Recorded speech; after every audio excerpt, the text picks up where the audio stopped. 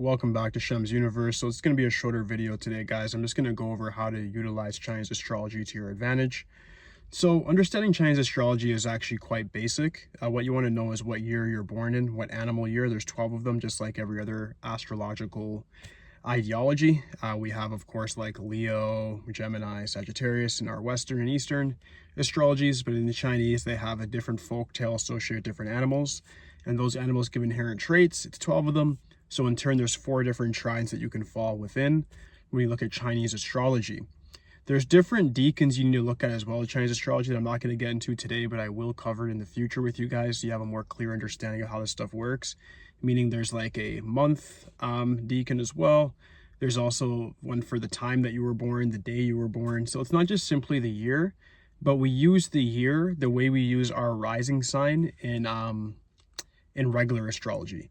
Meaning like an astrologer will look at your rising sign if they're smart, and then they'll know how to translate your transit for each year and then see how each year is going to go for you and dissect it month to month, week to week if they have to, right? And they can see what exactly is happening, what's going to work for you, what's not. With Chinese astrology, they do the same thing. These guys are geniuses. They have the same idea behind the premise of what they do. If you're in a year, let's say, that's within your trine, like last year was 2024, which was a dragon year, enemy year to myself as a dog, but I was an 8, life path 8, it was an 8 year, so that superseded it. But the regular person that was a dog may have had a very bad year.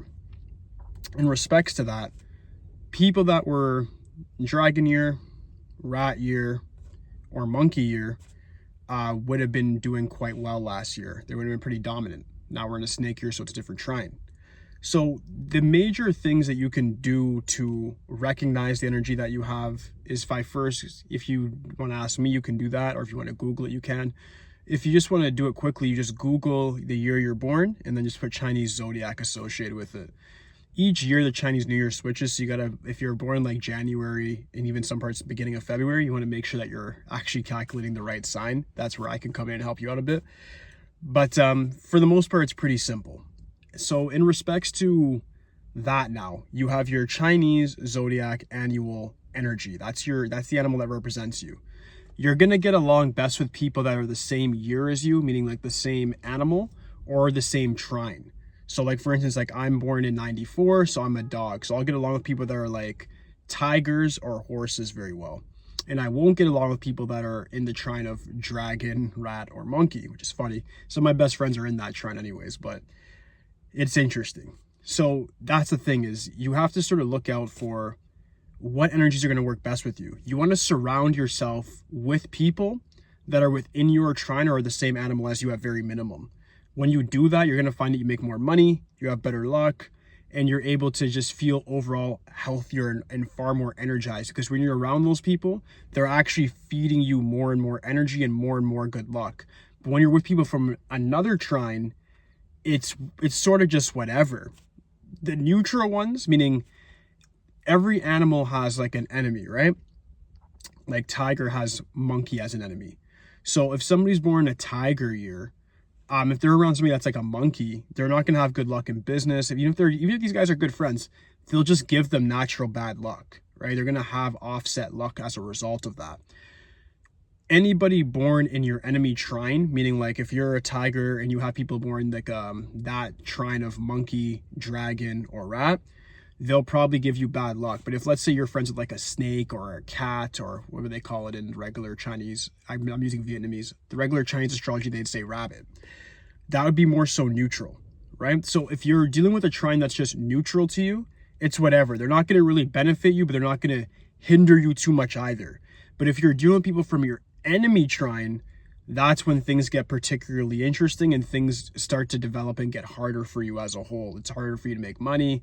It's harder for you to have good relationships. It's harder for you to feel energized and just fully there and cognizant all the time because you're around so much enemy energy. And the same goes if your parents are one of your enemy signs. It's the same exact thing. You have to understand that if you have a parent that's an enemy sign to you, you have to move out and get away from them. If you have a child that's an enemy sign to you, you have to sort of have almost a distant relationship with them unless your numerology supersedes it. Everybody's situation is going to be very individualistic to them, because there's obviously different exceptions to the rule, right? Just like I said with 2024, even though it was in my enemy year, I was in an 8-year anyway, so I was nice. I made a lot of money. It was cool. But for most people, it would have been bad. The same would go for if you have a child that's, let's say you guys have the same life path, like you guys are both 8s, but like you're a dog and a dragon. Let's use that easy comparison. You guys will still most likely get along because you have the same life paths, so the same sort of mindset, subconscious is still there. You guys are still on the same route. You can still benefit one another, even though the enemy's energy is there. So what you want to do, guys, knowing this knowledge, how to utilize it in the proper sequence, is this. You want to choose, I'm in Canada, so we have provinces, not states.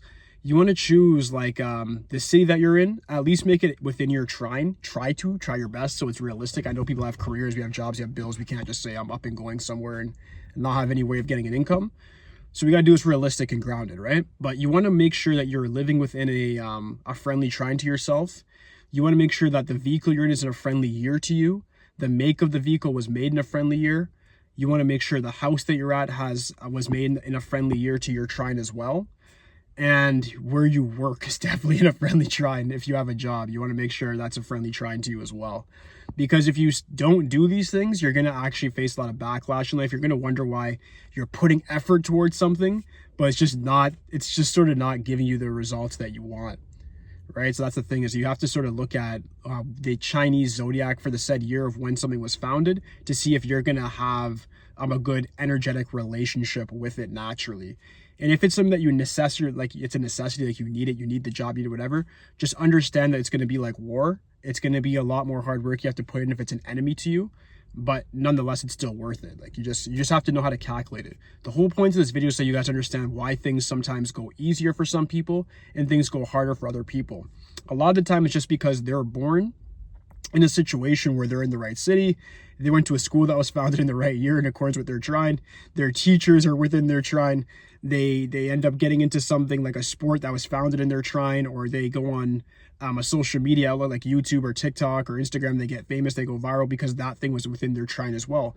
Not saying effort wasn't put in, but there's a certain degree of what we'd call luck, which is actually more scientific than you would oftentimes like to think. There's different mechanisms that are in the background. It's like when you press the button on your converter and the TV turns on, you don't see the energy that's going to the TV, but it's still there nonetheless. There's still a frequency. It's the same thing with everything else in life. There's a lot of frequency happening between me and the camera right now. So you have to understand that and realize, how can I scientifically match myself with the right set of energy to then produce the best results? Because you'll be very surprised at like the minimal effort you put in if you use Chinese zodiac knowledge and just put yourself in the right trine, right situations. Things just start to develop and go a lot easier for you as a whole. It's very surprising, but it's simply as it is, guys. But that does conclude the video. If you guys have any questions for me whatsoever, just leave in the comments section. I'm going to be doing a little bit more content on Chinese astrology as the summer progresses as well. But if you have any questions for me at all, guys, just let me know in the comments. I'll answer everything. Thank you guys so much for your time today. I'll be back soon. Peace.